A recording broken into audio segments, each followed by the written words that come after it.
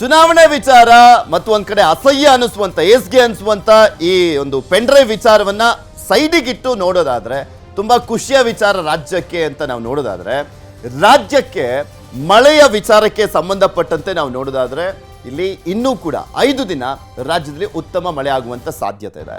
ಬೆಂಗಳೂರಿನಲ್ಲಿ ವಾತಾವರಣ ಕಂಪ್ಲೀಟ್ ಆಗಿ ಕೂಲ್ ಆಗಿದೆ. ಕಳೆದ ಒಂದು 5-6 ದಿನದಿಂದಲೂ ಕೂಡ ಅಷ್ಟೇ ಈಗ ಮತ್ತೆ ಬೆಂಗಳೂರಿನ ವೆದರ್ ವಾಪಸ್ ಬಂದಿದೆ. ಬಿಕಾಸ್ ಬಿಸಿಲಿನ ತಾಪಕ್ಕೆ ಬೆಂದು ಹೋಗ್ಬಿಟ್ಟಿದ್ರು. ಇಡೀ ಕರ್ನಾಟಕದಾದ್ಯಂತ ಇದ್ದಂಥ ಒಂದು ಬಿಸಿಲಿತ್ತಲ್ಲ 46-47 ಡಿಗ್ರಿವರೆಗೂ ಕೂಡ ಹೋಗಿತ್ತು. ಕಲಬುರಗಿ, ರಾಯಚೂರು ಈ ಸೈಡಲ್ಲೆಲ್ಲ. ಸೊ ಅಲ್ಲೂ ಕೂಡ ಈಗ ಸ್ವಲ್ಪ ಮಳೆ ಆಗ್ತಾ ಇರುವಂಥ ಕಾರಣಕ್ಕೋಸ್ಕರ ರಾಜ್ಯ ಕಂಪ್ಲೀಟ್ ಆಗಿ ಸ್ವಲ್ಪ ಕೂಲ್ ಆಗಿ ಕಾಣಿಸ್ತಾ ಇದೆ. ಮುಂದಿನ 24 ಗಂಟೆಗಳಲ್ಲಿ ಹಲವೆಡೆ ಮಳೆಯ ನಿರೀಕ್ಷೆ ಇದೆ. 5 ದಿನ ಹಲವೆಡೆ ಉತ್ತಮ ಮಳೆ ಆಗುವಂಥ ಮುನ್ಸೂಚನೆ ಸಿಕ್ಕಿದೆ.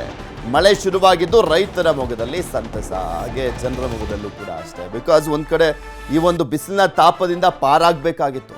ಬೆಳಗ್ಗೆ 9 ಗಂಟೆ ಆದರೆ ಸಾಕು ಮನೆಯಿಂದ ಹೊರ ಬರಲಿಕ್ಕೆ ಕಷ್ಟ ಆಗೋದು. ಆ ರೀತಿಯಾಗಿ ಸುಡೋ ಬಿಸಿಲು ಬೆಳಗ್ಗೆನೆ ಕಾಣಿಸ್ತಾ ಇತ್ತು. ಈಗ ಮಳೆಯ ಸಿಂಚನ ಎಲ್ಲ ಕಡೆನೂ ಕೂಡ ಇರುವಂಥ ಕಾರಣಕ್ಕೋಸ್ಕರ ತುಂಬ ಬಿಸಿಲಿನ ತಾಪಮಾನ ಇತ್ತಲ್ಲ ಅದು ಕೂಡ ಕಡಿಮೆ ಆಗಿದೆ. ಬೆಂಗಳೂರಿನಲ್ಲಂತೂ ನಿರಂತರವಾಗಿ ಕಳೆದ 3-4 ದಿನದಿಂದಲೂ ಕೂಡ ಮಳೆ ಬರ್ತಾನೆ ಇದೆ. ನಿನ್ನೆ ಒಂದು ಸ್ವಲ್ಪ ಬಂದಿಲ್ಲ ಬಿಟ್ಟರೆ ಇನ್ನು ಕಳೆದ 4 ದಿನದಿಂದಲೂ ಕೂಡ ಮಳೆ ಬರ್ತಾ ಇತ್ತು. ಹಾಗೆ ರಾಜ್ಯದ ಹಲವು ಕಡೆ ಕೂಡ ಮಳೆ ಸುರಿದಿದೆ. ಈ ಮಳೆ ಇನ್ನೂ ಜಾಸ್ತಿ ಬರಲಿ, ಎಲ್ಲ ಕಡೆನೂ ಕೂಡ ಡ್ಯಾಮ್ಗಳು ತುಂಬಿಕೊಳ್ಳಿ, ಕೆರೆಕಟ್ಟೆಗಳು ತುಂಬಿಕೊಳ್ಳಿ. ಸಾಕಷ್ಟು ಬರಗಾಲ ಇದೆ. ಕುಡಿಯುವ ನೀರಿಗೂ ಕೂಡ ಪರಿತಪಿಸುವಂಥ ಪರಿಸ್ಥಿತಿ ನಿರ್ಮಾಣವಾಗಿರುವಂಥದ್ದು. ಕೆಲವೊಂದು ಕಡೆ ಅಂತೂ ವಾರಕ್ಕೊಮ್ಮೆ 10 ದಿನಕ್ಕೊಮ್ಮೆ ಈ ರೀತಿಯಾಗಿ ನೀರು ಬಿಡ್ತಾ ಇದ್ದಾರೆ. ನೀರು ಇಲ್ಲದಿರುವಂಥ ಕಾರಣಕ್ಕೋಸ್ಕರ ಆ ಒಂದು ನೀರಿನ ಬವಣೆ ಕೂಡ ನಿವಾರಣೆ ಆಗಲಿ ಈ ಮಳೆ ಹಿನ್ನೆಲೆಯಲ್ಲಿ ಅನ್ನುವಂಥದ್ದನ್ನು ನಾವು ಕೇಳ್ಕೋಬೇಕಾಗಿದೆ.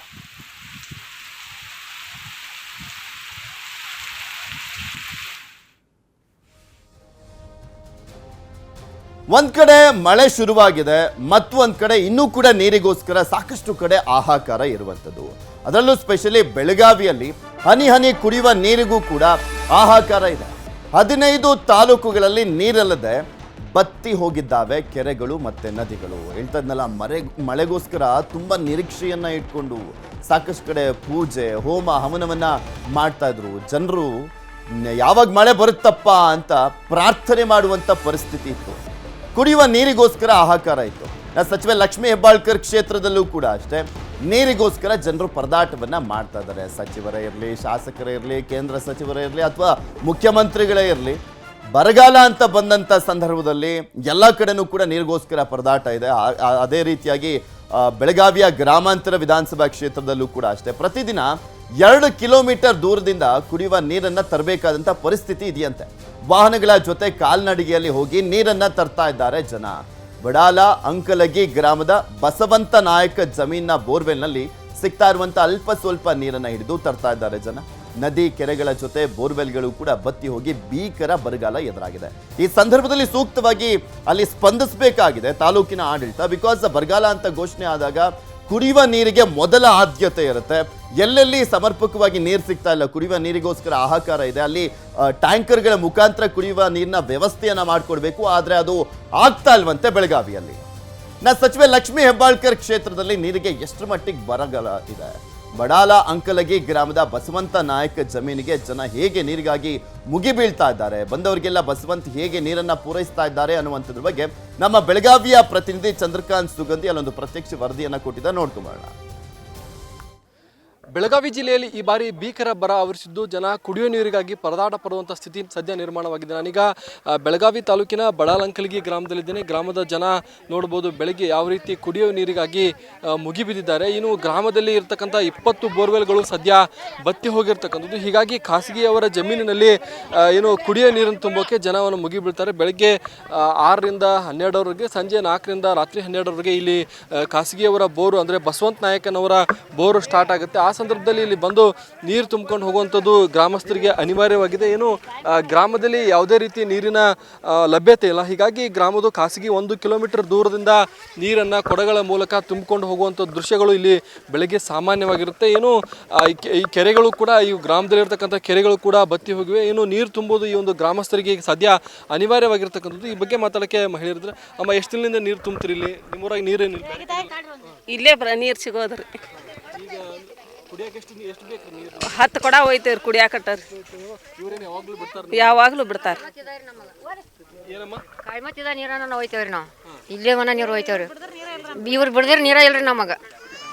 ನಮಗೆ ನೀರಿನ ಭಾಳ ತಾಪ ಐತ್ರಿ ನಮ್ದು. ಈಗ ಊರಾಗ ನಳದ ಮೂಲಕ ನೀರು ಇಲ್ರಿ ಬರಾತಿಲ್ರಿ. ಒಂದು ವರ್ಷ 2 ವರ್ಷ ಆಗ್ಬೇಕು ಬಿಡ್ರಿ ಹಿಂಗಾರ ನೀರಿಂದ. ಇವ್ರು ಬಿಡಿದ್ರೆ ನಾವು ನೀರ ಕಾಣಲ್ರಿ.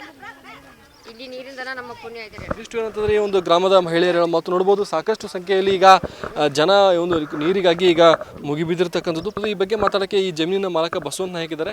ಬ್ರದರ್, ಎಷ್ಟು ದಿನದಿಂದ ನೀರು ಕೊಡ್ತೀರಿ? ಎಷ್ಟು ಜನ ಬರ್ತಾರೆ ಡೈಲಿ? 10 ವರ್ಷದಿಂದ ಕೊಡ್ತೇವ್ರಿ ನಾವು. ಬರಗಾಲ ಇದ್ರೂ ಕೊಡ್ತೇವ್ರಿ, ಬರಗಾಲ ಇಲ್ದ್ರೂ ಕೊಡ್ತೇವ್ರಿ, ಅದೇನಿಲ್ರಿ.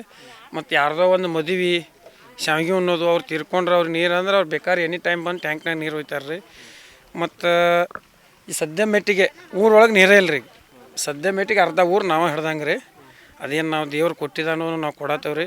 ಇವತ್ತು ನಮ್ಮ ಜಮೀನದೊಳಗೆ ನಮ್ಮ ಬೆಳೆ ಕಬ್ಬು ಒಣಗಿರು ನಾವೇನು ವಿಚಾರ ಮಾಡಿಲ್ಲ ರೀ. ಅಂಕಲಿ ಊರಿಗೆ ಯಾವತ್ತು ಈಗಾರು ಕೊಡ್ತೇವೆ, ಮುಂದಾರು ಕೊಡ್ತೇವೆ ರೀ. ಪಂಚಾಯತಿ ಬೋರ್ ರೀ. ನಮ್ಮ ಊರೊಳಗೆ ಒಂದು 20 ಬೋರ್ ಐತ್ರಿ ನಮ್ಮ ಪಂಚಾಯತಿ ಬೋರ್ವೆಲ್ ರೀ. ಅದ್ರೊಳಗೆ ಎಲ್ಲ ಆಲ್ರೆಡಿ ಎಲ್ಲ ಬೋರ್ವೆಲ್ ಹೋಗ್ಯಾವ ರೀ. ಇನ್ನೊಂದು ಪಿ ಡಿ ಒ ಅಧ್ಯಕ್ಷರು ಇದ್ದಂಥವ್ರು ಊರೊಳಗೆ ಏನು ನಮ್ಮ ಸೌಳು ನೀರು ಬರ್ತಾವ್ರಲ್ಲ ಅವನ್ನ ಜವಾಬ್ದಾರಿ ತೊಗೊಂಡು ನಮ್ಮ ವಾಟರ್ ಮ್ಯಾನ್ಗಳು ಕಳಿಸಿ ಅದನ್ನ ರಿಪೇರಿ ಮಾಡಿಸಿ ಎಷ್ಟೋ ಬರಲಿ, ಇವತ್ತು 1 ತಾಸು ಬರಲಿ, ಅರ್ಧ ತಾಸು ಬರಲಿ, ಆ ನೀರು ಕೊಟ್ಟಿರೋ ಸರಿ ಆಕೈತೆ ರೀ. ಇವತ್ತು ನಾವು ಗ್ರಾಮ ಪಂಚಾಯತಿ ಮೆಂಬರ್ ಇವತ್ತು ನಾವೇನಾರು ಮಾಡಿ ನೀರು ಕೊಟ್ಟೇವಂದ್ರೆ ನಮ್ಮನ್ನ ಹತ್ರ ಒಳಗೆ ಕೈ ಹಾಕಿ ಕೊಡಲ್ರಿ ಅವರು. ಏನಂದ್ರೆ ಈ ಒಂದು ಜಮೀನಿನ ಮಾಲಕ ಮತ್ತು ಗ್ರಾಮ ಪಂಚಾಯತ್ ಸದಸ್ಯ ಬಸವಂತ ನಾಯಕ್ ಹೇಳ್ತಕ್ಕಂಥದ್ದು. ಚಂದ್ರಕಾಂತ್ ಸುಗಂಧಿ, ನ್ಯೂಸ್ 18 ಕನ್ನಡ, ಬೆಳಗಾವಿ. ನೋಡಿದ್ರಲ್ಲ ಯಾವ ರೀತಿಯ ಪರಿಸ್ಥಿತಿ ಇತ್ತು ಬೆಳಗಾವಿಯಲ್ಲಿ ಅಂತ. ಇನ್ನು ಚಿಕ್ಕಮಂಗ್ಳೂರಲ್ಲೂ ಕೂಡ ಅಷ್ಟೇ. ಮಲೆನಾಡಿನ ಪ್ರಮುಖ ಜಿಲ್ಲೆ ಚಿಕ್ಕಮಂಗ್ಳೂರು. ಚಿಕ್ಕಮಂಗ್ಳೂರಿನಲ್ಲಿ ಪ್ರಮುಖವಾಗಿ ಬರಪೀಡಿತ ತಾಲೂಕು ಅಂದರೆ ಕಡೂರು. ಕಡೂರಿನ ಸಾಕಷ್ಟು ಭಾಗಗಳಲ್ಲಿ ಕುಡಿಯುವ ನೀರಿಗೋಸ್ಕರ ಹಾಹಾಕಾರ ಇದೆ. ಅದರಲ್ಲೂ ಅಜ್ಜಂಪುರ ತಾಲೂಕಿನ ಕೆಂಚಾಪುರ ಗ್ರಾಮದಲ್ಲಿ ನೀರಿಲ್ಲ. ಇದು ಚಿಕ್ಕಮಂಗ್ಳೂರು ಜಿಲ್ಲೆಯ ಬಾರ್ಡ್ರು. ಇದು ಅಜ್ಜಂಪುರ ಅನ್ನುವಂಥದ್ದು ಅಜ್ಜಂಪುರ ತಾಲೂಕು. ಆ ಅಜ್ಜಂಪುರ ತಾಲೂಕಿನ ಕೆಂಚಾಪುರ ಗ್ರಾಮದಲ್ಲಿ ಕುಡಿಲಿಕ್ಕೂ ಕೂಡ ನೀರಿಲ್ಲ. 200ಕ್ಕೂ ಹೆಚ್ಚು ಮನೆಗಳಿರುವಂಥ ಕೆಂಚಾಪುರ ಗ್ರಾಮ ಇದು. ಬೋರ್ವೆಲ್ಗಳಲ್ಲಿ ನೀರಿಲ್ಲ. ಜನರು ಆತಂಕವನ್ನು ವ್ಯಕ್ತಪಡಿಸ್ತಾ ಇದ್ದಾರೆ. ಟ್ಯಾಂಕರ್ ನೀರಿನ ಮೊರೆ ಹೋಗಿರುವಂಥದ್ದು ಗ್ರಾಮಸ್ಥರು. ಕೊಡ ಹಿಡಿದು ಗಂಟೆಗಟ್ಟಲೆ ಕಾಯಬೇಕಾದಂಥ ಪರಿಸ್ಥಿತಿ ಇದೆ. ಬರಗಾಲ ಇದ್ದಂಥ ಸಂದರ್ಭದಲ್ಲಿ ಏನು ಮಾಡ್ಲಿಕ್ಕೆ ಆಗೋದಿಲ್ಲ. ಸೊ ಹೀಗಾಗಿನೇ ಈಗ ಮಳೆ ಬರ್ತಾ ಇದೆಯಲ್ಲ, ಇನ್ನಷ್ಟು ಬೇಡ್ಕೊಳ್ಳಂಗಾಗಿದೆ ದೇವರನ್ನ, ಇನ್ನಷ್ಟು ಮಳೆ ಬರಲಪ್ಪ, ಕೆರೆಕಟ್ಟೆಗಳು ತುಂಬಲಪ್ಪ, ಬೋರ್ವೆಲ್ಗಳು ಓಡ್ಲಪ್ಪ ಅಂತ. ಬಿಕಾಸ್ ಒಂದು ಕಡೆ ರೈತರಿಗೆ ಮಾತ್ರ ಅಲ್ಲ ಪ್ರಾಬ್ಲಮ್ಮು, ಕುಡಿಯುವ ನೀರಿಗೋಸ್ಕರ ಹಾಹಾಕಾರ ಅಂದರೆ ಜನರಿಗೂ ಕೂಡ ದೊಡ್ಡ ಮಟ್ಟದಲ್ಲಿ ಕುಡಿಯುವ ನೀರಿಗೋಸ್ಕರ ಒಂದು ಪರಿತಪಿಸುವಂಥ ಪರಿಸ್ಥಿತಿ ಇರುವಂಥ ಕಾರಣಕ್ಕೋಸ್ಕರನೇ ಪ್ರತಿಯೊಬ್ಬರು ಕೂಡ ಮಳೆಗೋಸ್ಕರ ನಿರೀಕ್ಷೆಯನ್ನು ಮಾಡ್ತಾ ಇದ್ದಾರೆ. ಯಾದಗಿರಿ ಜಿಲ್ಲೆಯಾದ್ಯಂತ ಕುಡಿಯುವ ನೀರಿಗೋಸ್ಕರ ಹಾಹಾಕಾರ ಇದೆ. ಕುಡಿಲಿಕ್ಕೆ ನೀರಿಲ್ಲದೆ ಜನ ಜಾನುವಾರುಗಳು ಪರದಾಡುವಂಥ ಪರಿಸ್ಥಿತಿ ಇದೆ. ಈ ಬರಗಾಲದಲ್ಲೊಬ್ಬ ಭಗೀರಥ ಮೂಕ ಪ್ರಾಣಿಗಳಿಗೆ ದೇವರಾಗಿದೆ. ಮೂಕ ಪ್ರಾಣಿಗಳ ರೋಧನೆಯನ್ನು ಕಂಡು ಜಮೀನಲ್ಲಿ ನೀರಿನ ತೊಟ್ಟಿಯನ್ನು ನಿರ್ಮಿಸಿದ್ದಾರೆ ಜಾಫರ್. ಯಾದಗಿರಿ ತಾಲೂಕಿನ ಯರಗೋಳ ಗ್ರಾಮದ ನಿವಾಸಿ ಜಾಫರ್ ಕಾರ್ಯಕ್ಕೆ ಶ್ಲಾಘನೆ ವ್ಯಕ್ತವಾಗಿದೆ. ಕೇವಲ ಯರಗೋಳ ಮಾತ್ರವಲ್ಲದೆ ಸುತ್ತಮುತ್ತಲಿನ ಗ್ರಾಮದ ಜನರು ಕೂಡ ತಮ್ಮ ಜಾನುವಾರುಗಳಿಗೆ ನೀರುಣಿಸಲಿಕ್ಕೆ ಇಲ್ಲಿಗೆ ಬರ್ತಾ ಇದ್ದಾರೆ.